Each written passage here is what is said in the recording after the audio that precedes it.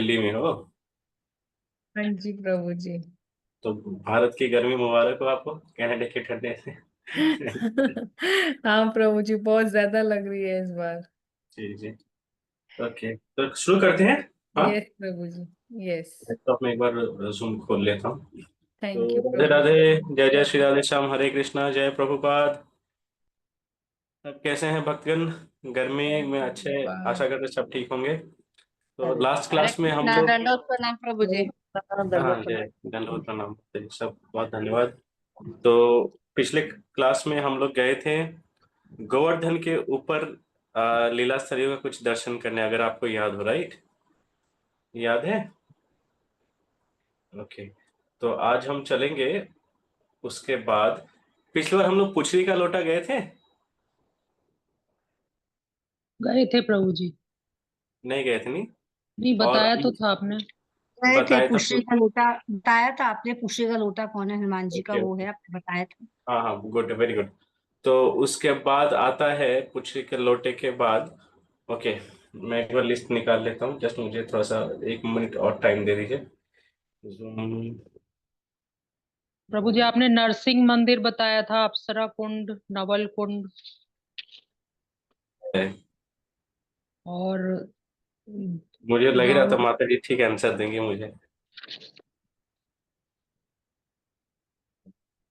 माता जी आप स्कूल में फर्स्ट बेंच में बैठती थी ना? जी प्रभु जी। आपके वो गुण अभी भी हैं। ओके, मैं खोलता हूँ लिस्ट, गोवर्धन ऋषि। ओके,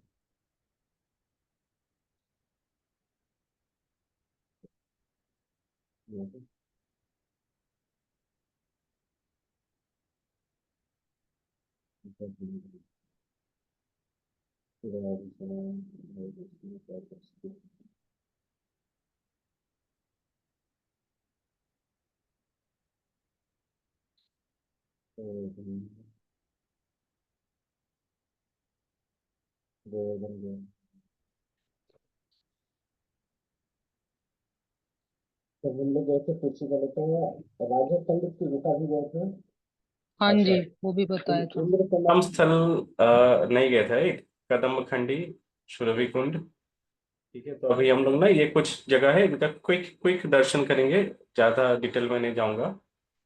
और मेन प्लेसेस में फिर हम जाएंगे। मैं लैपटॉप में जूम जूम को कनेक्ट कर लूँ थोड़ा। यहाँ पर आईडी किधर लेते हैं, ज्वाइन मीटिंग करके जस्ट आईडी कॉपी कर दो। एक्चुअली आप लोग थे ना, तो मैं ही बोर हो रहा था, क्योंकि आप लोग रहते हैं तो मुझे थोड़ा ब्रज का भी दर्शन हो जाते हैं अच्छे से। तो आप लोग नहीं थे तो मेरा लॉस हो रहा था, पर कोई नहीं, अब आ गए हैं तो हम लोग कंटिन्यू करते हैं। Join. Okay,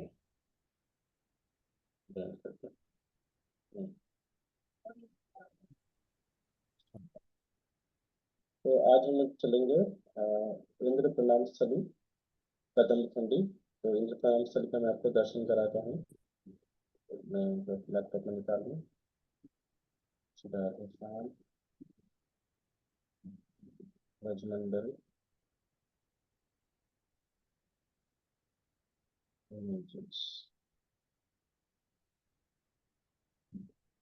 photography, Braj, Govardhan. हम्म,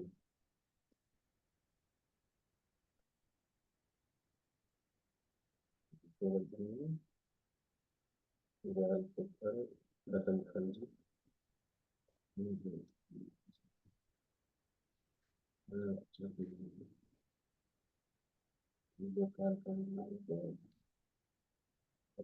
मतलब कोई शेयर करेंगे?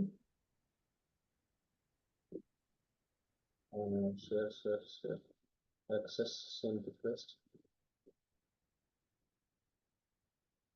मतलब कि मैंने स्क्रीन के लिए रिक्वेस्ट भेजा है, द होस्ट अलाउड करके लिखा है।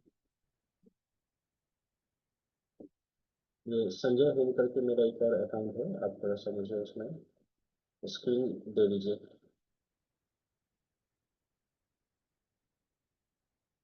राधे श्याम कोई है?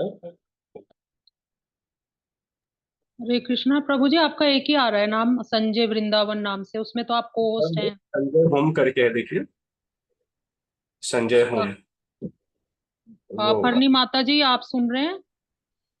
होस्ट वही है ना, वही बना पाएंगी। ओके, तब तक मैं इसे खोल लेता हूँ। प्रभु जी आप को होस्ट बन गए हो, संजय होम से भी बना दिया।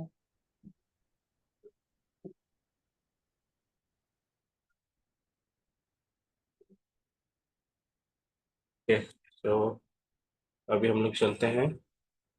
पहले कदम खंडी का थोड़ा दर्शन करा देता हूँ आपको। तो जब आप परिक्रमा मार्ग पर चलते हैं गोवर्धन की, और पुछरी का लोटा पार करके राघव कुंड, राघव पंडित का जो भवन है उसको पार करते हैं।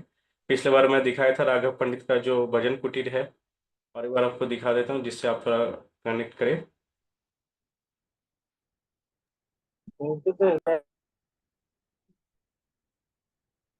ये पिछले बार मैंने आपको दिखाया था, ये राघव पंडित हमारे आचार्य हुए चैतन्य महाप्रभु के समय। तो ये उनका भजन गुफा है, जिसका मैंने पिछले क्लास में आपको दर्शन कराए थे, है ना। तो इस ये स्थान के बाद जब हम आगे बढ़ते हैं, तो एक स्थान आता है, वो है इंद्र प्रणाम स्थली।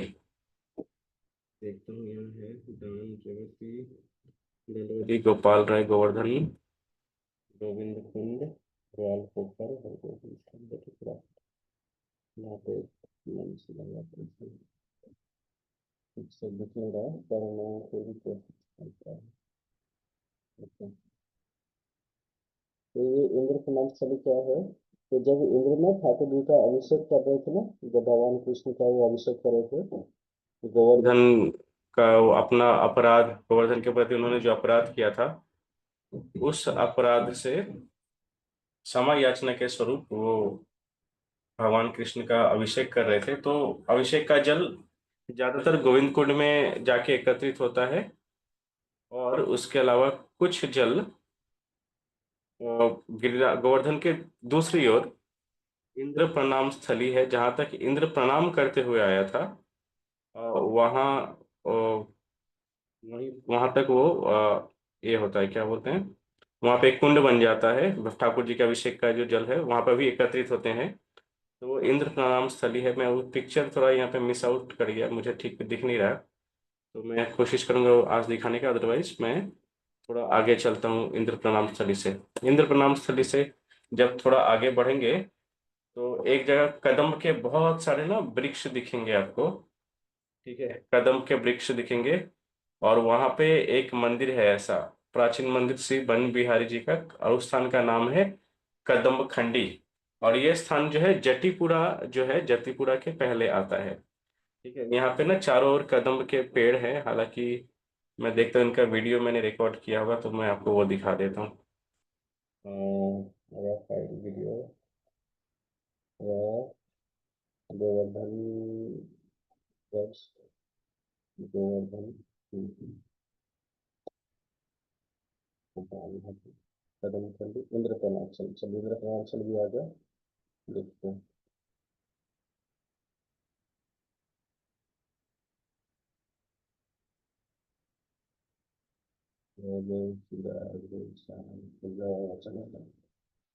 अच्छा,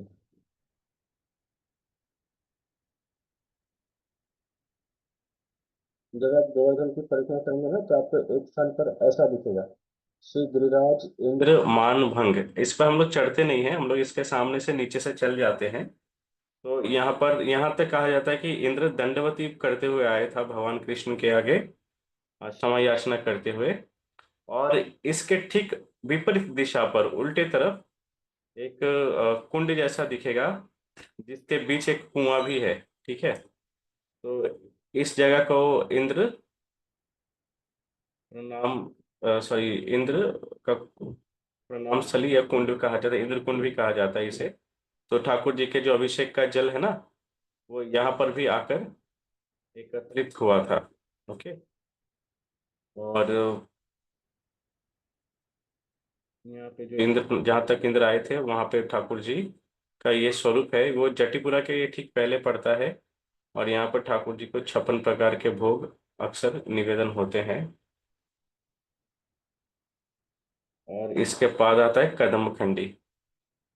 कदमखंडी जब जाएंगे ना, तो गोवर्धन की जब आप परिक्रमा करोगे, तो एक समय ना आपको ऐसा चारों उधर ना ऐसे कदम के ऐसे सुंदर सुंदर पेड़ दिखेंगे, गाय दिखेंगी, ठीक है, परिक्रमा के पथ पर ही। ठीक है। और थोड़ा सा दिखाता हूँ कुछ क्लिप्स, जिससे आपको थोड़ा कनेक्शन फील हो। ऐसा पूरा वो जगह ऐसे ना कदम के पेड़ों से भरा हुआ आपको मिलेगा। ठीक है। तो ये कदम खंडी है। तो यहाँ पर ठाकुर जी ने जब श्रीनाथ जी के रूप में रहे थे, तो अपनी अधिकांश लीलाएं इस स्थान पर उन्होंने प्रकट की थी। ठीक है, कदम खंडी पर।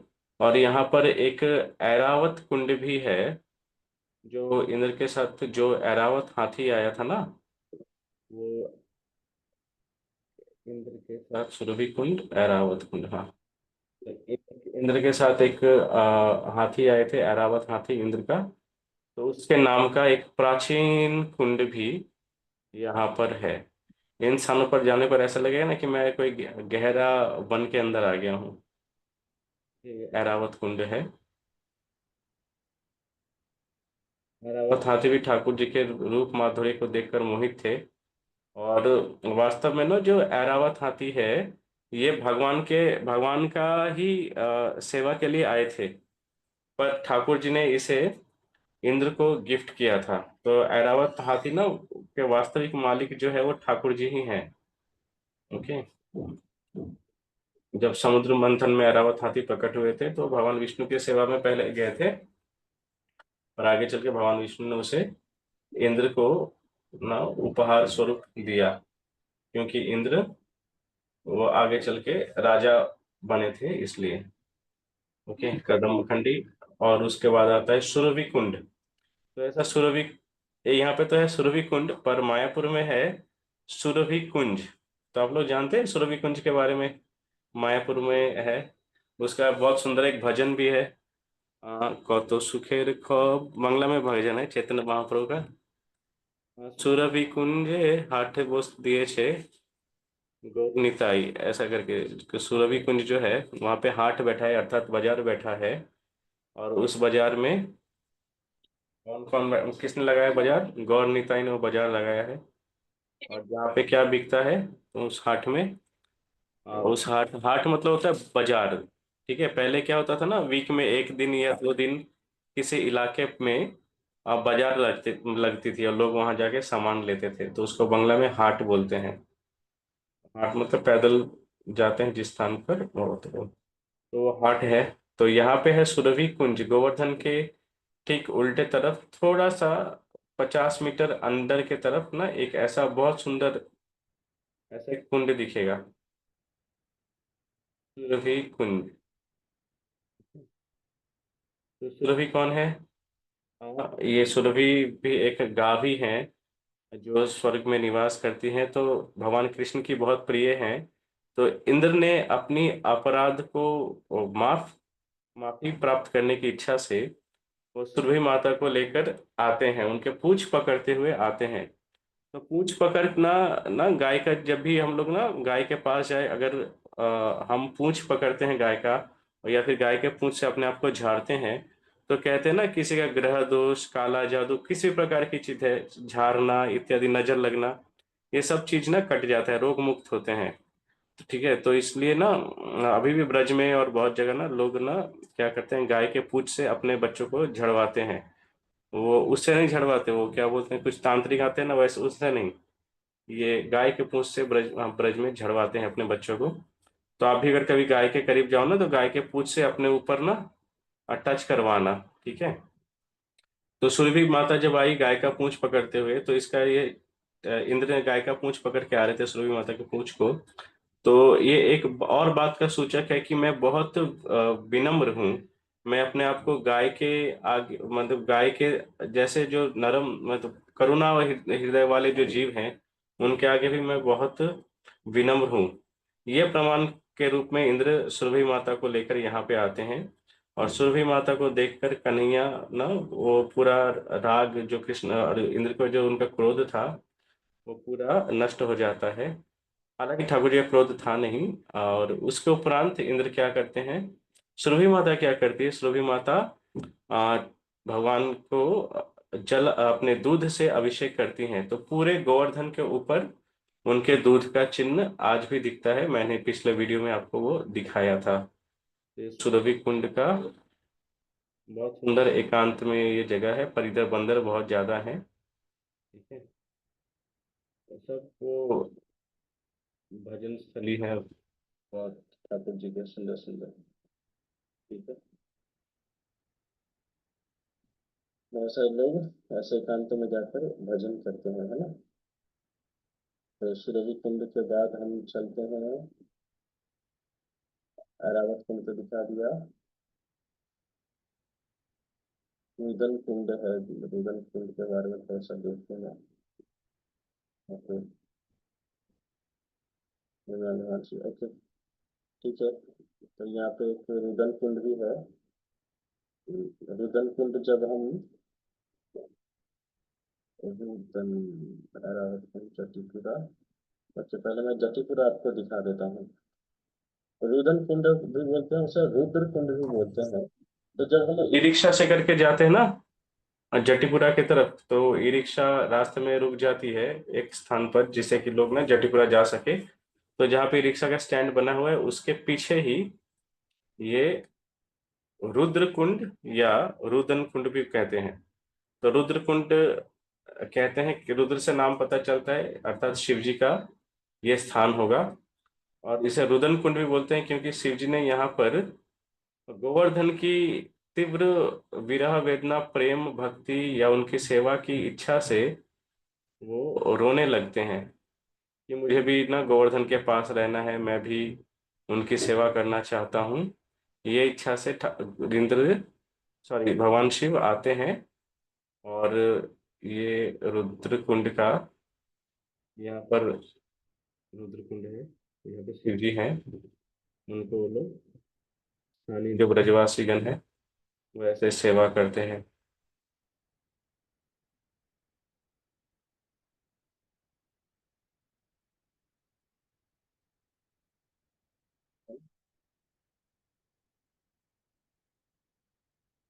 छोटे छोटे बच्चे करके ब्रजवासियों का एक स्वभाव है, मैं आपको बताता हूँ। ब्रज की जो माता होती है ना, उनके हाथ में ना इस प्रकार का एक डब्बा जैसा होता है जिसमें हल्दी रोड़ी चंदन और चावल इत्यादि होते हैं। और ये जब भी किसी मंदिर में जाते हैं तो उस मंदिर के द्वार पर या ठाकुर जी को इन सब चीजों से तिलक लगाकर फूल चढ़ा के जल दूध चढ़ा के या जल चढ़ा के और दिया जला के उसके बाद इस प्रकार से प्रेम पूर्वक प्रणाम करके फिर वो आते हैं। ये उनका ना रेगुलर क्या है, सेवा है। विशेष करके जो लोग ना मंदिरों के आसपास रहते हैं वो इस प्रकार से सेवा देते हैं। आपको और एक बार दिखा देता हूँ यहाँ से स्पष्ट करके, है ना। ये रुद्रकुंड और यहाँ के जो शिव जी हैं वो थोड़े अलग हैं। देखिए, ये है शिव जी का स्वरूप है यहाँ पे, शिवलिंग।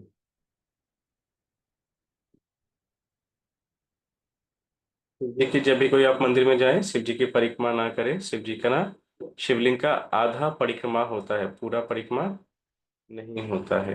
ओके। और एक मिनट में थोड़ा सा इसके बाद अगला लीला प्लेसेस ले चलता हूँ आपको। ब्रजमंडल वीडियोस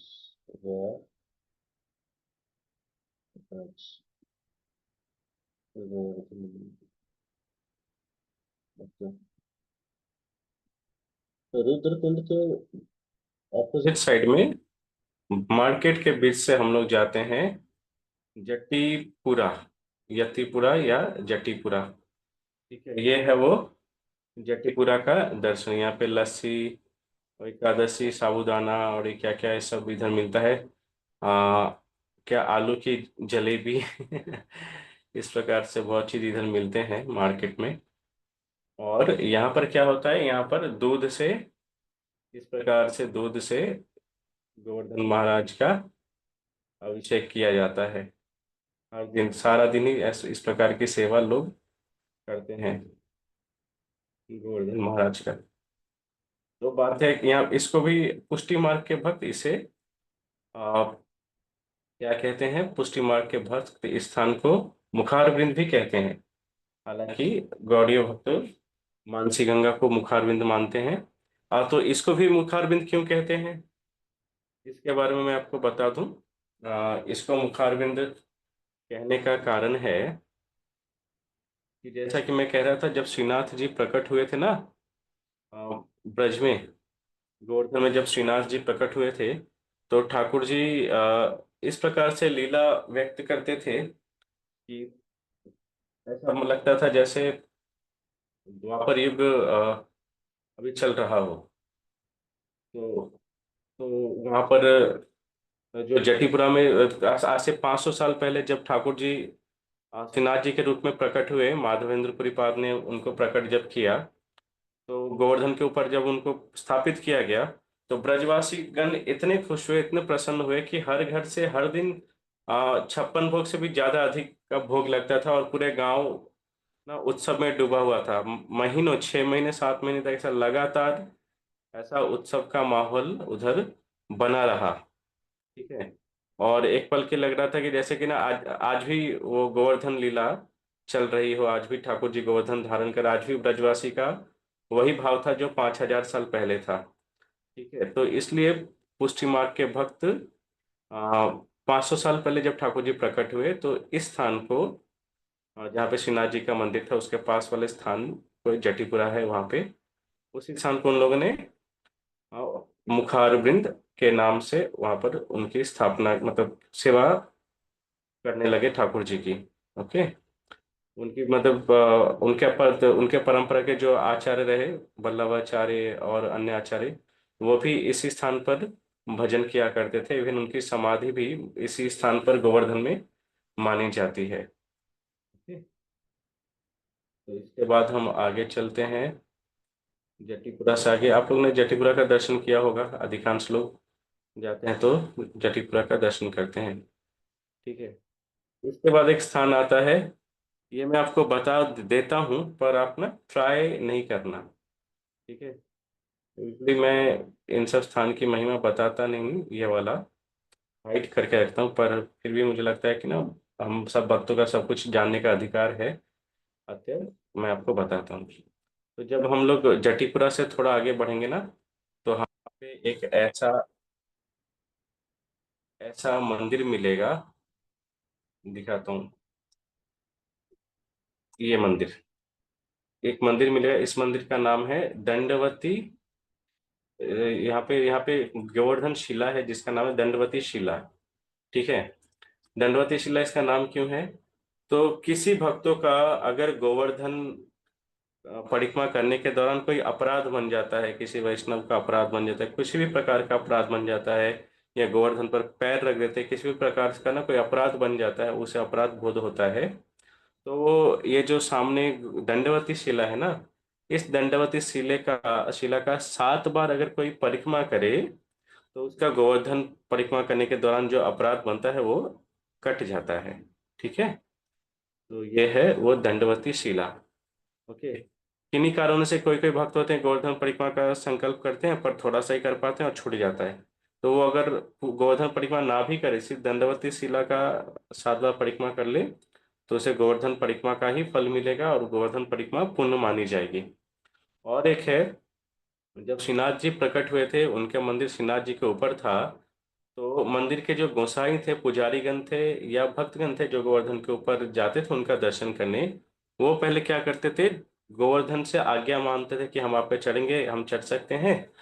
तो वो दंडवती शिला का 7 बार परिक्रमा करके फिर वो गोवर्धन पे चढ़ते थे, श्रीनाथ जी के मंदिर जाते थे। फिर पूजा सेवा निवेदन दर्शन जो भी है वो करने के बाद जब वापस उतरते थे, तब फिर 7 बार दंडवती शिला का चक्कर लगाकर तब वो आगे बढ़ते थे। तो इस प्रकार से ब्रजवासीगण आज भी गोवर्धन पर अगर चढ़ते हैं तो इस चीज को वो ध्यान में रखते हैं, इस चीज का वो पालन करते हैं। ओके। हालांकि गौड़ीय भक्तगण गोवर्धन को अपना आराध्य मानते हैं, और वो जान के भी गोवर्धन पे चढ़ने से बचते हैं। ओके। तो ये एक रहस्य था जो अधिकांश लोगों को नहीं मालूम कि गोवर्धन पे कोई पैर लग जाए या चढ़ जाए तो फिर उसका क्या अपराध माना जाएगा या नहीं माना जाएगा, या उस अपराध से कैसे बचे। तो उसका उसका बचने का ठाकुर जी ने खुद ही व्यवस्था कर रखी है, और वो है दंडवती शिला। ओके। चलिए अब हम आगे बढ़ते हैं। दंडवती शिला से आगे है।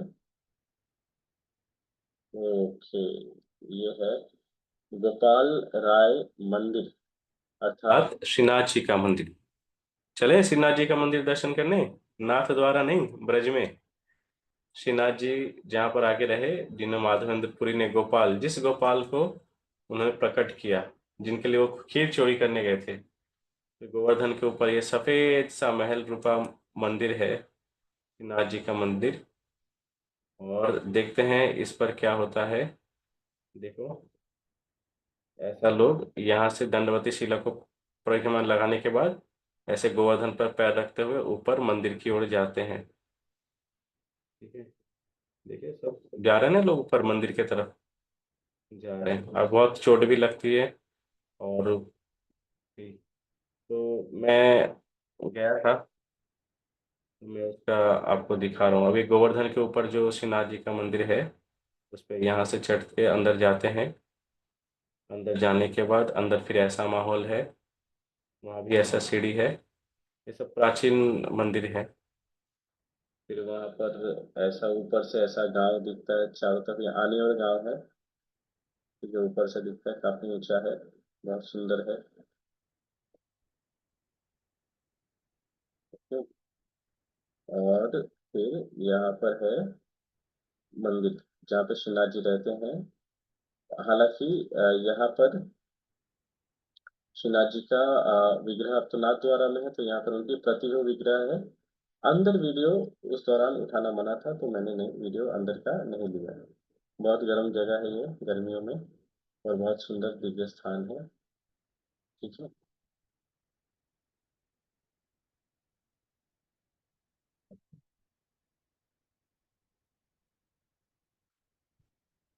तो ये मैं, चलो यहाँ से उतर आते हैं श्रीनाथ जी के मंदिर से। इसको अभी वर्तमान में गोपाल राय मंदिर भी कहते हैं।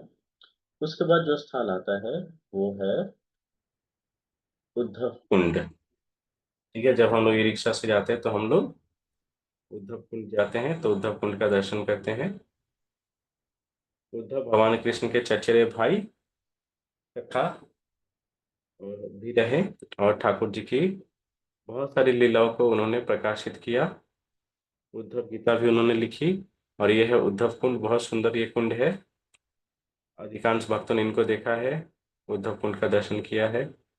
और उद्धव कुंड कुसुम सरोवर के ठीक विपरीत दिशा में है। ठीक है, कुसुम सरोवर का ठीक ऑपोजिट साइड में ही उद्धव कुंड है। और यहाँ पे जो विग्रह है मैं आपको उनका दर्शन कराता हूँ। तो यहाँ पे मूल 3 विग्रह हैं। बाईं तरफ एकदम लेफ्ट साइड में गुलमलता श्री उद्धव जी को मैंने कुसुम सरोवर का जब दर्शन कराया था तब मैंने कहा था उद्धव जी कुसुम सरोवर से लेकर आ, यहाँ तक उनके पीछे जो स्थान है उद्धव कुंड, ये पूरे क्षेत्र में जितने भी गुण लता पता तृण है, ये सब उद्धव जी ही हैं। ठीक है, उद्धव जी ही वहां पर निवास करते वही हैं। तो बाईं तरफ है उद्धव जी, बीच में है श्री श्री एकांग जुगल किशोर, बहुत सुंदर है राधा रानी।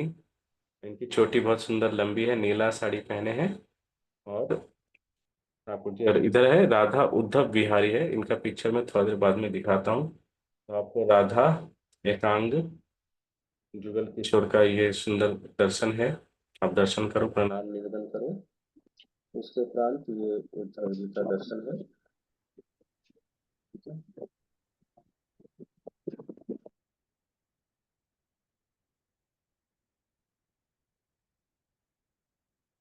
तो उद्धव जी के बारे में मैं थोड़ा सा स्क्रिप्ट इधर लिखा था, मैं जस्ट रीड कर देता हूँ जिससे ना आपको, तो मैं जस्ट रीड कर रहा हूँ। ठीक है, आप जस्ट सुनो। अब हम उपस्थित हुए हैं उद्धव कुंड पे, माना जाता है इस कुंड का निर्माण राजा बजनाभ के द्वारा ही किया गया था। ये कुंड कुसुम सरोवर के एकदम पीछे बसा है।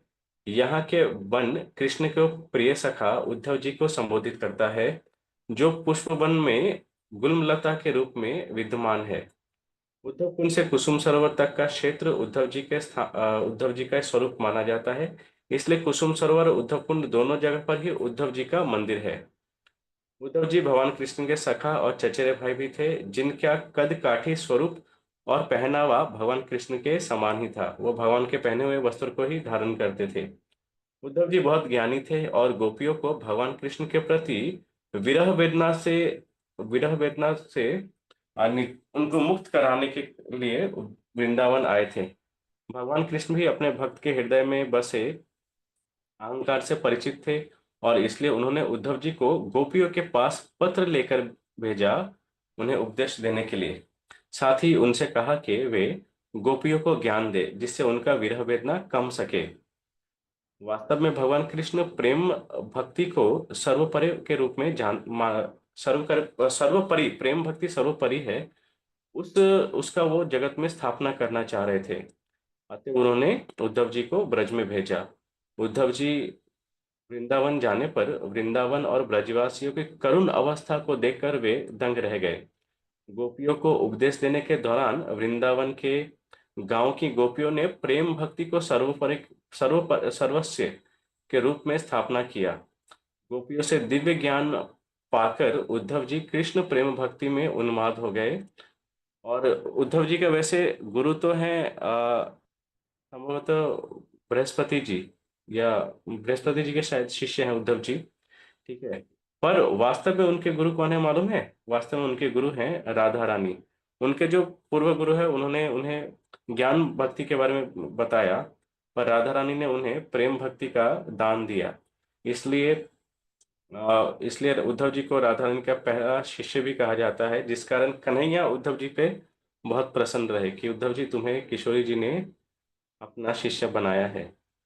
ठीक है। इसलिए उद्धव जी को उन्होंने, जब प्रलय होने वाला था तो उन्होंने द्वारका में जब प्रलय होने वाला था तो कन्हैया ने उन्हें बद्रीनाथ धाम भेज दिया कि आप जाके वहां पे रहो।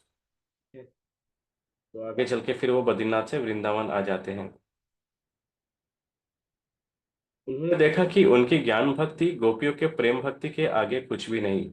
वे गोपियों के समान कृष्ण प्रेम पाने की इच्छा से उन्माद हो गए। उन्होंने गोपियों की शरण लेते हुए उनसे ब्रज में रहने का स्थान मांगा। वे गोपियों के हृदय में प्रेम भाव, दिव्य वृंदावन और राधा रानी की कृपा पाकर श्री कृष्ण को ही भूल गए थे। 10 महीने तक ब्रज में रहने के बाद वे राधा रानी के निर्देश पर गोपियों का संवाद लेकर कृष्ण के पास वापस गए। पहले वो आए थे वृंदावन कृष्ण का संवाद लेकर गोपियों के पास, और बोले थे मैं शाम तक आ जाऊंगा, पर 10 महीने रह गए। और 10 महीने बाद वे गोपियों का संवाद लेकर कृष्ण के पास वापस जाते हैं। ब्रज से जाने के पूर्व वे इतने विनम्र बन चुके थे कि वे गोपियों से अनुरोध कर रहे थे। ठीक है। क्या अनुरोध कर रहे थे कि ओहो, मैं वृंदावन की इन झाड़ियों, लताओं तथा जड़ी बूटियों में से कोई एक भी होने का सौभाग्य प्राप्त करूं, क्योंकि गोपियां उन्हें अपने चरणों से रौंदती हैं और अपने चरण कमलों की धूल से उन्हें आशीर्वाद देती हैं। इस तरह से उद्धव जी और विभिन्न प्रकार की प्रार्थना कर रहे थे गोपियों के आगे। ठीक है। और ये एक संक्षिप्त विवरण मैंने कहा उद्धव कुंड के बारे में। स्कंद पुराण के श्रीमद् भागवत महात्म्य प्रसंग में इस बड़े ही रोचक वर्णन है। उद्धव जी यहाँ पास में ही गोपियों की चरण धूलि में अभिषिक्त होने के लिए तृण गुल्म के रूप में सदैव निवास करते हैं। श्री कृष्ण लीला अप्रकट होने पर कृष्ण की द्वारका वाली पटरानियां बड़ी दुखी थी। एक बार ब्रजनाभ जी उनको साथ लेकर यहाँ उपस्थित हुए। वो जब द्वारका डूब गई थी तो 108 पत्नियां भगवान श्री कृष्ण की तत्काल अपना देह छोड़ देती हैं। बच जाती हैं 16,000 रानियां। तो उनको लेकर राजा बजनाभ वो वृंदावन आते हैं। वृंदावन आके भी वो देख रहे हैं कि अरे, यमुना इतनी सुंदर, इतनी खुश क्यों है? यमुना भी तो ठाकुर जी की पटरानी है। वो उनसे बोल रहे कि अरे यमुना, तुम इतनी प्रसन्न क्यों हो? ठीक है, क्या तुम्हें विरह नहीं होता अपने स्वामी से?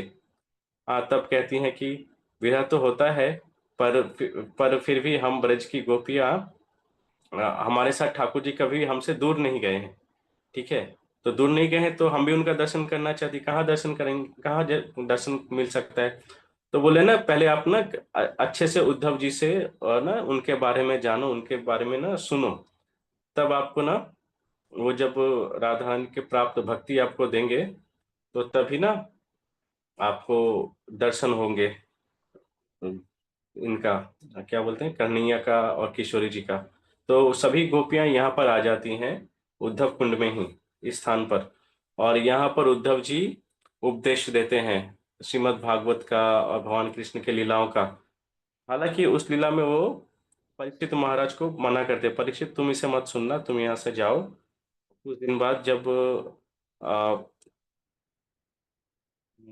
सुखदेव गोस्वामी उपदेश देंगे, तब तुम वहां जाके सुनना। तो बड़े दुखी मन से यहाँ से चले जाते हैं परीक्षित महाराज। और यहाँ पर उद्धव जी सभी गोपियों को, सभी द्वारिका की जो रानियां थी उनको दिव्य उपदेश देते हैं भगवान कृष्ण के बारे में, राधा रानी के बारे में।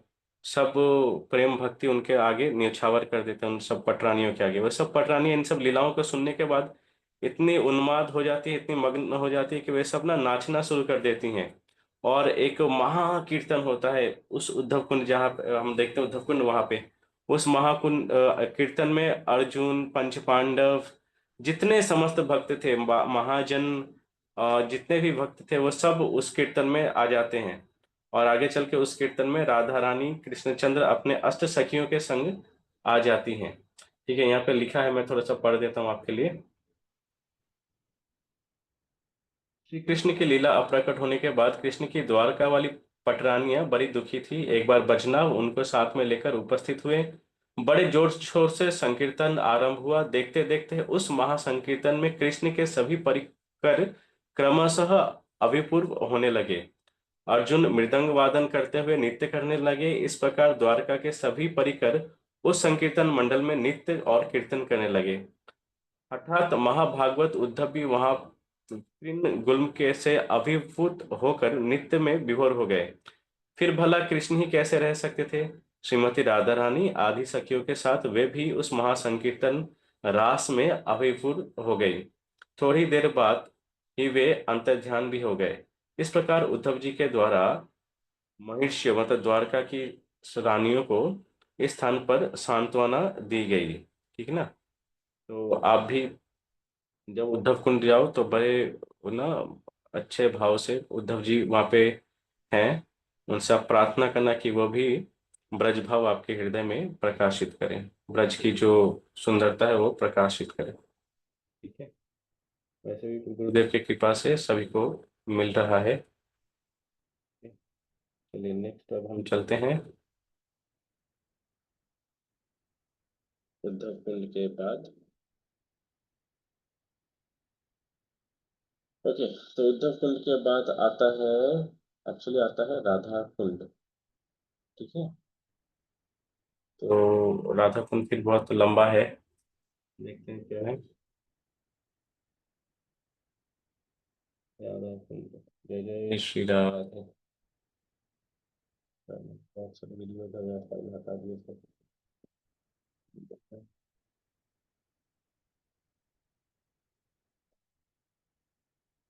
बस मुझे एकदम समय दीजिए। क्या था ना, मैं एक वीडियो सब एक टीवी चैनल पे रिकॉर्ड किया था, तो फिर जब वो रिकॉर्डिंग हो गई तो मेरे पास उतने स्पेस नहीं थे, तो हटाना पड़ा। पर मैं कोई बात नहीं, मैं राधा कुंड का पिक्चर से ही आपको दर्शन कराता हूँ। ओके, जय जय श्री राधे श्याम।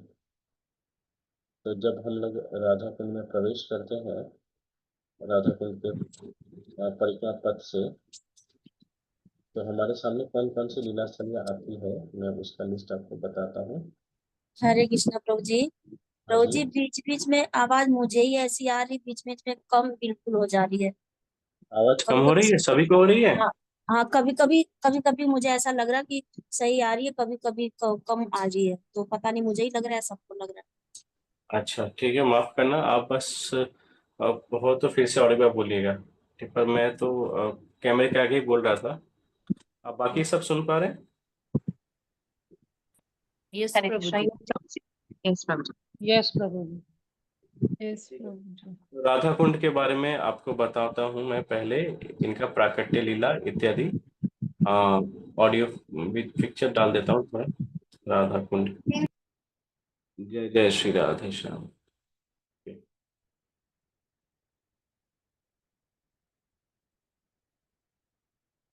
तो राधा कुंड, प्रिय भक्तों, ये राधा कुंड, अगर आप ना ब्रज में कभी आते हो और आपके मन में ऐसी भावना आए कि मुझे आज ही राधा रानी का दर्शन करना है, ठीक है, अगर आपके मन में ऐसी भावना है कि मुझे आज ही रानी का दर्शन करना है, तो आप राधा कुंड चले जाना। ठीक है, राधा कुंड चले जाना। तो राधा कुंड में ये जो राधा कुंड है, ये जो जल है, ठीक है, ये और कोई नहीं, राधा रानी ही है। राधा रानी ने अपने आप को तरल रूप में, लिक्विड फॉर्म में विस्तार किया है। और वो विस्तार है, एक मिनट में इसे बंद करते हैं। ये जो राधा कुंड का जल है, ये और कोई, कुछ और नहीं है, स्वयं राधा रानी ही है। राधा रानी ने अपने आप को इस तरल रूप में विस्तार किया है। तो राधा कुंड का प्राकट्य कैसे हुआ?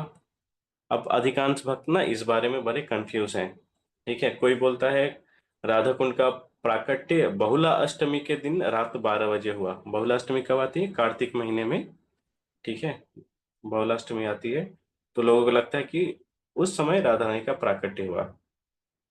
और और कोई बताते हैं राधा कुंड का प्राकट्य हिंदी में कौन सा महीना मैं भूल गया, मैं देख लेता हूँ, उस महीने का हुआ। ये मई महीना ऐसा कुछ है इंग्लिश का, उसका एक पर्टिकुलर तिथि है उस समय। तो मैं आपको बताता हूँ कब हुआ लीला के अनुसार। पहले राधा कुंड की प्राकृतिक की लीला सुनते हैं। तो एक बार भगवान श्री कृष्ण जब अपने सखियों के संग इस स्थान पर थे, सखा सखी सभी थे, तो एकाएक एक असुर आता है भगवान कृष्ण को मारने के लिए। उस असुर का नाम क्या था? उस असुर का नाम था अरिष्टासुर। अरिष्टासुर आता है कृष्ण को मारने के लिए। तो अरिष्टासुर जब आता है, तो वो अरिष्टासुर जो आया था, तो कन्हैया समझ जाते हैं कि ना ये एक दानव है जो ऐसा यहाँ पे आके उत्पात कर रहा है। ठीक है, तो कन्हैया क्या करते हैं, उसको मार देते हैं। पर वो किस स्वरूप में आया था अरिष्टासुर? अरिष्टासुर वहां पर आ, गाय के स्वरूप, बछड़े के स्वरूप में, न, हाँ, बछड़े के, गाय के स्वरूप में आया था अरिष्टासुर। अरिष्टासुर जो आया था वो गाय का रूप धारण करके आया था। तो कन्हैया क्या करते हैं, अरिष्टासुर को मार देते हैं। तो वहां पे जो सखियां थी, ललिता, विशाखा, राधा रानी एवं अन्य सखियां, तो वे सब ना कन्हैया पर बहुत रुष्ट होती हैं। कह रहे, तुमने गाय को क्यों मार दिया? तो कन्हैया कहते हैं, कह रहे, मैंने कहाँ गाय को मारा, मैं तो असुर को मारा ना। तो बोला, असुर को मारे तो क्या हुआ, उसने गाय का रूप तो धारण किया था ना। गाय का रूप धारण किया तो तुम उसको उस अवस्था में नहीं मार सकते। और क्योंकि तुमने गाय को मारा है, तो तुमको गौ हत्या लग गया है, गौ हत्या का पाप चढ़ लग गया है। और तुम्हें उस पाप से अपने आप को मार्जन करना पड़ेगा, उसको नष्ट करना पड़ेगा। तो कन्हैया बोले, अच्छा, कैसे नष्ट होता है वो? तो बोले, संसार के जितने पावन तीर्थ हैं, पावन नदियां हैं, इन सब के जल में तुम अगर स्नान करोगे, तभी तुमको गौ हत्या के पाप से मुक्ति मिलेगी, वरना मुक्ति नहीं मिलेगी। तो कन्हैया बोले, बस इतनी सी बात? अरे तुमको नहीं मालूम, ये संसार के सभी नदियां तीर्थ है ना, ये सब हमारे ब्रज में वास करते हैं। और इनको, ये मैं गाय चराता हूँ ना, तो ये मुझसे पहचानते हैं, मैं इनको अभी बुलाता हूँ, ये अभी आ जाएंगी। तो कन्हैया क्या करते हैं, धरती पर एक प्रहार करते हैं। तो प्रहार करने पर वहां पे एक गड्ढा उत्पन्न होता है।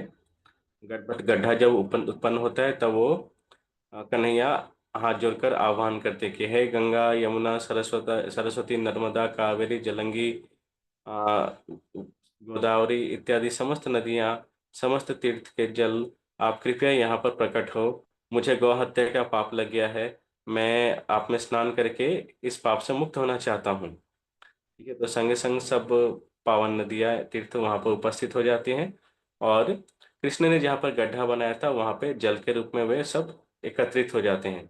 और तब कृष्ण क्या करते हैं, उस जल में वो डुबकी लगाते हैं और स्नान का बहुत आनंद लेते हैं। उसके उपरांत कृष्ण सखियों से कहते हैं कि हे सखियां, तुमने असुर का पक्ष लिया है। ये असुर हम ब्रजवासियों को, हमारे ब्रज के जनों को नष्ट करते हैं, अतएव ये ब्रज के अपराधी हैं। ठीक है, और तुमने इनका पक्ष लिया है, इसलिए तुम भी इनके समान अपराधी हो। तो तुम एक काम करो, तुम कहाँ जाओगी इन पवित्र नदियों में स्नान करने? तुम आके मेरे इस कुंड में डुबकी लगा लो। ऐसा वो कहते हैं। तो सखियां कहती है कि अरे कन्हैया, कनुआ, तेरे तेरे ये कुंड में तेरे पाप के जल, तेरे पाप सब है। तूने इस डुबकी लगाई ना, तो तेरे पाप सब इस जल में घुल गए हैं, और हम जाएंगे उसमें डुबकी लगानी, तो वो सब पाप हम पे चढ़ जाएंगी। तो हम ना तेरे जल में डुबकी नहीं लगाएंगे, हम अपने अपना कुंड स्वयं बनाएंगी। ऐसा कहते हुए राधा रानी क्या करती हैं, अपने हाथ का कंगन निकालती हैं। राधा रानी को देख के और सब सखियां कंगन निकालती हैं, और ये सब सखियां छोटे छोटे नन्हे नन्हे हाथों से उसी स्थान पर गड्ढा खोदने लगती हैं। गड्ढा खोदते खोदते खोदते काफी समय लगता है, खोदते खोदते खोदते खोदते खोदते खोदते एक छोटा मोटा कुंड का वो निर्माण करती हैं। ठीक है, निर्माण करती हैं। उसके उपरांत सभी सखियां लाइन से खड़ी हो जाती हैं, एक के पीछे एक, एक पे पीछे एक। कहाँ तक खड़ी हो जाती हैं? कहते हैं मानसी गंगा तक सब सखियां ऐसे एक के पीछे एक खड़ी हो जाती हैं, और मानसी गंगा से जल ला ला कर यहाँ पे भरने लगती हैं। पर ऐसा करते करते ना काफी समय हो गया था, रात्रि हो गई थी। ठीक है, और सब गोपियां ये करते करते थक भी गई थी, क्योंकि वो मई या जून का ये महीना था इंग्लिश कैलेंडर के अनुसार। तो सखियां थक भी जाती हैं, और कृष्ण को भी ना उन पर थोड़ा दया आ जाता है। तो कृष्ण ना अपने कुंड में जो पवित्र नदियां जल हैं उनको इशारा कर देते हैं, तो वे सब जाते हैं राधा रानी के पास। बोलते हैं श्यामा जी, हम आप ही की दासी हैं, हम भी आपकी सेवा करनी चाहती हैं, क्या हम आपके कुंड में प्रवेश कर सकते हैं? तो राधा रानी अनुमति देती हैं। तो जैसे अनुमति देते हैं तो जल कुंड का संग संग भर जाता है, बहुत सुंदर निर्मल जल हो जाता है। और तब सखिया, सब सखिया उसमें डुबकी लगाती हैं, और श्याम सुंदर भी जाके उसमें डुबकी लगाते हैं। ठीक है, तो दो सुंदर कुंड ऐसे परस्पर निर्माण होता है। तो पहले जो कुंड बनता है वो है श्याम कुंड, बाद में सखिया जो कुंड बनाती है वो है राधा कुंड। तब कन्हैया ऐसा घोषणा करते हैं कि जो राधा कुंड में डुबकी लगाएगा, ठीक है, उसको श्याम कुंड में डुबकी लगाने की जरूरत ही नहीं पड़ेगी। ठीक है, क्योंकि राधा कुंड का जल पाकर श्याम भी धन्य होते हैं। और एक एक एक ग्रंथ है उसमें लिखा हुआ है कि अगर कोई जीव, हाँ, अगर कोई जीव पूरे 1,000 साल तक, हालांकि लोगों की कलयुग में आयु 100 साल ही है, या 80 या 60 कुछ भी कह लो, पर कहते हैं कि अगर कोई जीव लगातार 1,000 साल तक हिमालय में तपस्या करता है, और कोई अन्य जीव लगातार 1,000 साल तक काशी में तपस्या करता है, भोलेनाथ की नगरी काशी, और अगर कोई जीव लगातार 1,000 साल तक गंगा में डुबकी लगाकर स्नान करता है, तो इसका, इस इन सब पुण्य कर्मों का जो फल है, वो फल, उससे भी अधिक फल केवल मात्र राधा कुंड के एक आचमन से प्राप्त हो जाती है। अतएव आप जब भी राधा कुंड जाओ, स्नान करो या ना करो, पर आचमन अवश्य करना। अब लोगों का ये संशय होता है कि राधा कुंड जाए तो हम स्नान करें या ना करें, प्रभुपाद जी ने मना किया है, या अन्य ने ऐसा कहा है, क्या है, क्या करना चाहिए? ठीक है, तो प्रभुपाद जी ने किन परिस्थितियों में मना किया था, उस घटना का अगर हम सुनते हैं तो हम जानेंगे कि एक बार प्रभुपाद जी जब अपने पाश्चात्य देश को भक्तों को लेकर राधा कुंड गए थे, तो स्वभाव के अनुरूप वे सब भक्त राधा कुंड के जल में उछल कूद करते हुए डुबकी लगा रहे थे, स्नान कर रहे थे। तो इसे देखकर सुनकर प्रभुपाद जी रुष्ट हो जाते हैं, और वो कहते हैं कि इस प्रकार का जो हरकत न करेगा, इस प्रकार हरकत करने को मना करते हैं और कहते हैं कि राधा कुंड में अब से तुम लोग कोई डुबकी नहीं लगाओगे। ठीक है। तो एक्चुअली प्रभुपाद जी ने उस भाव के, उस चंचल भाव के मन वाले भक्तों को मना किया है और राधा कुंड में डुबकी लगाने से, जो राधा कुंड में डुबकी लगाकर ये सोचते हैं कि आज से हम पवित्र हो गए हैं, या आज से मतलब अपने आप को वो कोई कोई भक्त होते हैं ना जो बहुत चंचल मन वाले होते हैं, नवागत भक्त ज्यादातर, तो उन सब के लिए मना ही है। पर जो भक्त भक्ति में बढ़ना चाहते हैं, सिंसियर हैं, ठीक है, अपने गुरु का आदेशों को ठीक से पालन कर रहे हैं, वो सब भक्त राधा कुंड में अवश्य डुबकी लगा सकते हैं। कैसे कैसे डुबकी लगा सकते हैं? जैसे आपका बालक है ना, आपके गोद में आके बैठता है तो कितना अच्छे से बैठता है, उछल कूद नहीं करता। फिर जब गोद से उतर जाते हैं तो अलग बात है, उछल कूद जो भी करे। ठीक है। उसी प्रकार जब आप राधा कुंड में जाएंगे तो सुंदर से प्रणाम करके, आज कुछ जल तर्पण करके या फूल रहा तो फूल निवेदन करके, फिर राधा रानी से प्रेम पूर्वक प्रार्थना करके, बातचीत करके, फिर आप ना उनमें प्रवेश करना जल में, और 3 बार डुबकी लगा के बाहर आ जाना। जल आचमन करने के बाद डुबकी लगा के बाहर आ जाना। और फिर क्या करना, 3 बार 7 बार जितने बार आपको डुबकी लगानी हो, जिस जिसके नाम से डुबकी लगानी हो डुबकी लगाना। और ज्यादा, मैं तो सभी के नाम से डुबकी लगाता हूँ, कितने नाम आ जाते हैं उस समय। तो नियम यह है कि पहले राधा कुंड में डुबकी लगानी है, फिर श्याम कुंड में फिर श्याम कुंड में 3 बार डुबकी लगानी है, फिर राधा कुंड में वापस 3 बार डुबकी लगानी है, तभी राधा कुंड के स्नान की पूर्ति मानी जाती है। हालांकि कई भक्त का यह भी मानना है कि राधा कुंड और श्याम कुंड दोनों जुड़ा है, दोनों के जल आपस में मिलते हैं। अतएव कोई अगर सिर्फ राधा कुंड में भी डुबकी लगाए तो भी उसे श्याम कुंड के डुबकी का फल मिल जाता है। पर कोई अगर सिर्फ श्याम कुंड में डुबकी लगाए और राधा कुंड में डुबकी ना लगाए तो उसे श्याम कुंड में नहाने का भी फल नहीं मिलता। ठीक है। तो इसलिए इस प्रकार से ना आप भाव भक्तों, हमारे मूवमेंट का नाम प्रभुपाद जी ने रखा है international society for Krishna consciousness. Consciousness शब्द का अर्थ होता है भावना। ठीक है, भावनामृत। तो प्रभुपाद जी चाहते तो इसका नाम रख सकते थे इंटरनेशनल सोसाइटी फॉर कृष्ण भक्ति, international society for Hare Krishna devotion, ऐसा अगर कुछ रख सकते थे। पर उन्हें भावनामृत ही क्यों रखा? क्योंकि अगर आप ठीक से भक्ति करेंगे ना तो आप एक बात का अनुभव करेंगे कि बाहर के भक्त लोग भी खाते हैं, बाहर के जो साधारण लोग वो भी खाना खाते हैं, हमारे भक्त लोग भी खाना खाते हैं। बाहर के लोग वो भी गाना सुनते हैं, हमारे भक्त लोग भी गाना सुनते हैं। बाहर के भक्त लोग भी, सब लोग साधारण कार्य जो करते हैं हम भी वही कार्य करते हैं। पर क्या होता है, हमारे कार्य में भक्ति होती है, और वो भक्ति कैसे होती है? जस्ट हमारे भावना के अनुरूप। हम अगर ना कुछ भी निवेदन करते हैं प्रेम प्रीति सरकार, तो ठाकुर जी हमारे भावना को देखकर उसमें आदान प्रदान करते हैं। ठीक है। ये इसका सबसे एक और अच्छा उदाहरण मैं आपको देता हूँ कि जब माता पिता गर्भधान करते हैं ना, गर्भधान, अगर आप गर्भधान संस्कार का ग्रंथ पढ़ेंगे तो उसमें है कि उस समय पिता माता का जैसी भावना होगी, ठीक है, संतान उसी आचरण का होगा। अगर उस समय माता पिता काम वासना से गर्भधान करते हैं तो जो संतान होता है वो कामी होता है। उस समय माता पिता अगर क्रोधी रहते हैं और ना गर्भधान करते हैं तो संतान क्रोधी स्वभाव का होता है। ठीक है। इसी प्रकार उस समय माता पिता अगर भक्ति के भावना से गर्भधान करते हैं तो संतान ना भक्ति वाला होता है। तो हरकत वही है। ठीक है। पर सिर्फ भावना के बदल होने से एक पूरा जीव का पूरा जीवन परिवर्तन होता है। ठीक है। तो इसी प्रकार ना हमारे भक्ति में भी, कृष्ण भक्ति में भी सिर्फ मात्र भावना के अनुरूप ना ये दिव्य कृष्णमय दिव्य संसार, स्पिरिचुअल वर्ल्ड प्रभुपाद जी ने हमारे आगे खोल के रख दिया है। ठीक है। हालांकि हमारे गौड़ी परंपरा में प्रभुपाद जी ने हमें जो प्राइम ड्यूटी दी है, प्राइम ड्यूटी क्या दी है?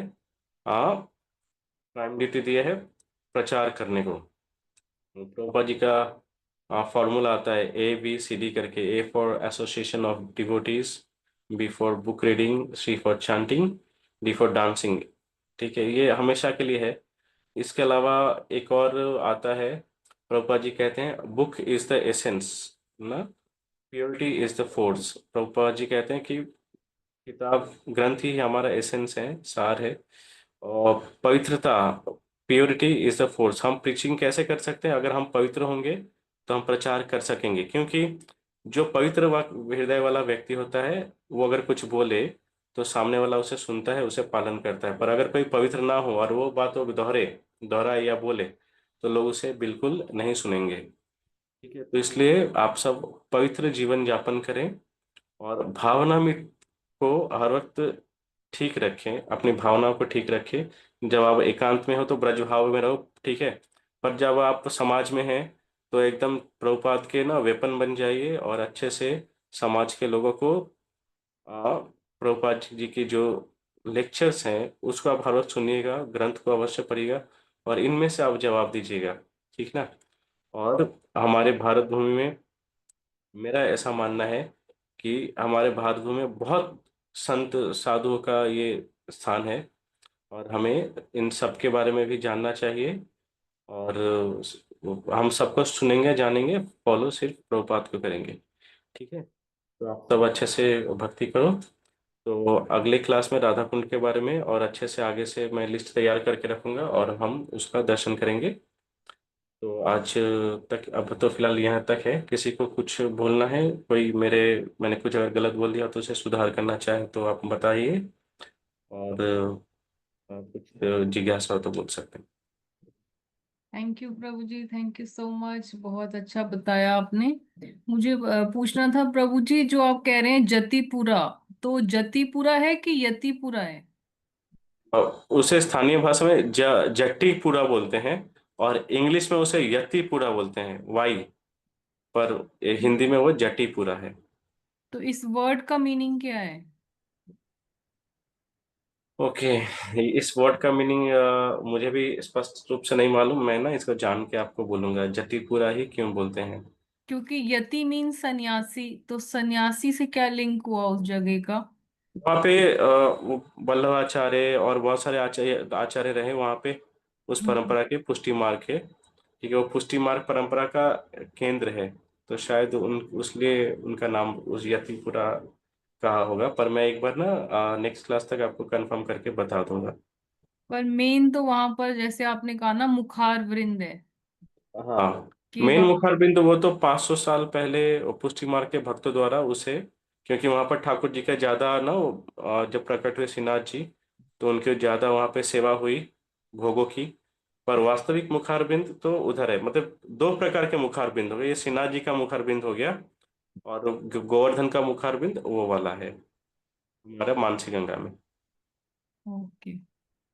और हमारा जो गोवर्धन रिट्रीट सेंटर खुला है इस्कॉन का, वो भी तो वहीं पे ही है, जतिपुरा में। पहाड़ के कुछ उसको कुछ देर थोड़ा सा और 5 मिनट्स जैसा फिर लेफ्ट हैंड साइड में हरे हम्म। कृष्णा इस्कॉन का रिट्रीट सेंटर है। हाँ, बहुत ठीक है। सुंदर है वो बना है। थैंक यू प्रभु जी, आप हमें प्लीज अब जो है ना फिजिकली सारी गोवर्धन के आसपास की थलियां दिखाना, क्योंकि ये कुंड तो हमने कभी नहीं देखे, अप्सरा कुंड और सुरभि कुंड, ये सब तो हम कभी पहुंच ही नहीं पाए यहाँ पे। अरे दादाजी, पूरा एक दिन उधर रहना पड़ेगा सारा दिन। ठीक है, मैं दिखा दूंगा। आप अपने आप को फिर फिट रखो, चलना पड़ेगा मेरे साथ बहुत, ठीक यस है। प्रभु जी। ठीक है, सब राधा भक्तों को रानी की जैसा भी हो, मर्जी। आप दिन समय ठीक करना भक्तों को लेकर, और फिर तो चलेंगे, हमको कोई प्रॉब्लम नहीं है ना। अभी गर्मी है ना प्रभु जी, गर्मी में अरे कहाँ, ब्रज की सुंदरता भक्ति गर्मी में ही असली पता चलती है। देखो क्या है ना, जब ठंड होता है तो ठंड में तो नेचुरली लोग ना सुख का अनुभव करते हैं। पर बोलते हैं ना, तो गर्मी क्या है, दुख का एक साइन है। तो इस दुख में भी जो भक्ति करे, ठीक है, तो उसको ना ज्यादा, जैसे हमारे आचार्यगण जितने हुए, माधवेंद्र पुरी, रूप गोस्वामी, सनातन गोस्वामी, जो भी है, तो ये सब गर्मी में ही परिक्रमा करते थे, भक्ति करते थे। ठंड में तो किसी स्थान पर वो भजन करते थे। अधिकांश भक्ति गर्मी तो। और फिर क्या है ना, गर्मी के समय लोग ज्यादा नहीं आते ना, तो ब्रज ना अपने आप को खोलता है। मैं एक बार आगरा जा रहा था, मुझे नहीं मालूम था रास्ते में वृंदावन है। दिल्ली में मैं आया था एक इंटरव्यू के लिए। तो मैं जा रहा था आगरा ताजमहल देखने, अचानक से बस वाला बोला, "अरे, वृंदावन वृंदावन", में झट से उतर गए। ठीक है, उसमें बड़ी तेज गर्मी थी, ऐसा मई जून का महीना था। और फिर मैं इस्कॉन मंदिर से आलू के पराठे और दही लिए, ठीक है, और दही लेकर मैं चला गया गोवर्धन महाराज का दर्शन करने, और इतनी गर्मी थी, गर्म तेज लू चल रहा था, और वो गोवर्धन के सामने ही जाके मैं बैठ गया, गोवर्धन को दिखा के। एक पेड़ के नीचे बैठ गया था, गोवर्धन को दिखा के, और उन्हीं के सामने ही खाने लगा। मैं बता रहा हूँ, मुझे ना एकदम गर्मी नहीं लगी, इतना सुंदर दिव्य लग रहा था कोई और दुनिया में है, गर्मी नहीं लग रही थी। और ना 500 साल पहले का वृंदावन लग रहा था, कि पता नहीं सपने में मैं ऐसा कभी कभी थॉट्स आते थे ना कि वृंदावन में ना बहुत गांव जैसा है सुंदर, ऐसा दिव्य वो अनुभव हुआ उस समय कि। तो फिर मुझे ना धीरे धीरे अब जब यात्रा करता हूँ या खुद भी जाता हूँ अकेले, तो अभी चला जाता हूँ, तो फिर ना ये गोवर्धन महाराज ना बड़ा जल्दी रेसिप्रोकेट करते हैं। ठीक है, ये वैसे तो जगन्नाथ को ईटिंग गॉड कहा जाता है, पर एक्चुअली ये गोवर्धन महाराज भी ईटिंग गॉड है। और बोलते हैं कि ना ब्रज में दो ठाकुर जी ऐसे हैं जो ना रेसिप्रोकेट करते हैं बहुत जल्दी, जिनसे ना आपकी कोई विश है कुछ है, ठीक है, आप उनका अगर बताएंगे तो जल्दी पूरा कर देंगे। कौन? एक है स्वयं गिरिराज महाराज गोवर्धन, और दूसरा है महावन, गोकुल महावन में दाऊ जी। ठीक है, तो इन दोनों को, क्योंकि दाऊ जी ब्रज के राजा हैं, ठीक है, वास्तविक राजा दाऊ जी हैं। ठीक है, तो उनको आप प्रार्थना कर सकते हैं, या फिर गोवर्धन महाराज के सामने आप किसी खाना लेके खुद के खाने के लिए भी बैठ जाओगे ना, तो ऐसा लगे वो आपके पास बैठ गए कि मुझे भी दो। ऐसा बहुत बार हुआ है, मैंने ऐसा नोटिस फील किया है। एक और बार मैं जा रहा था, एक माता जी अपने पति के लिए टिफिन लेकर जा रही थी, तो मैं बोला माता जी क्या है इसमें? बोले लाला इसमें कड़ी रोटी है, खाएगा? खाएगा बोले दे दो। तो मैं बैठ गया लेकर, वो इस गोविंद कुंड के सामने दो रोटी थी मोटी मोटी ब्रज की, और कड़ी, इतनी स्वादिष्ट इतनी स्वादिष्ट इतनी स्वादिष्ट कि आज तक मैंने उतने अच्छा कड़ी कभी नहीं खाई। ठीक है, और मैं बोला माता जी अब रोज इतने अच्छा बनाते? बोले मैं ना बनाऊं, गिरिराज के लिए किशोरी जी बनाए। ठीक है, तो इतना उसका स्वाद था। तो कहने का मतलब है ना कि ये वृंदावन में ना, जब एकांत रहे, जब ज्यादा लोग नहीं रहे, जब ज्यादा सुख की भावना नहीं रहे, तब जब अगर आप यहाँ पे आते हो, तो ठाकुर जी ना, अरे देखते हैं कि अरे अब तो कोई नहीं आ रहा है गर्मी में, पर ये आया है मुझको मिलने, मुझसे देखने, मुझसे बात करना, हाँ बैठ बैठ बात कर, खा ले, ऐसा करेंगे, है ना। पर जब बहुत ज्यादा लोग आएंगे, जैसे आपके घर में एक साथ बहुत लोग आ गए, तो आप सबको अटेंड नहीं कर पाओगे। पर कोई अगर एक दो आ जाए अकेले, ठीक है, तो आप अच्छा हाँ बोलिए क्या है नहीं, कितना हमको उनको अच्छे से अटेंड करते हैं। तो ठीक सेम वैसे ही हमारे ब्रज गिरिराज। तो मैं आपको बोल नहीं रहा कि आप गर्मी में आओ फिर लू में तकलीफ हो, पर पर ठाकुर जी अगर चाहेंगे तो आपको फिर गर्मी में भी लाएंगे और कोई तकलीफ भी नहीं होगी। ये, कोई कुछ पूछना चाहते हैं माता जी?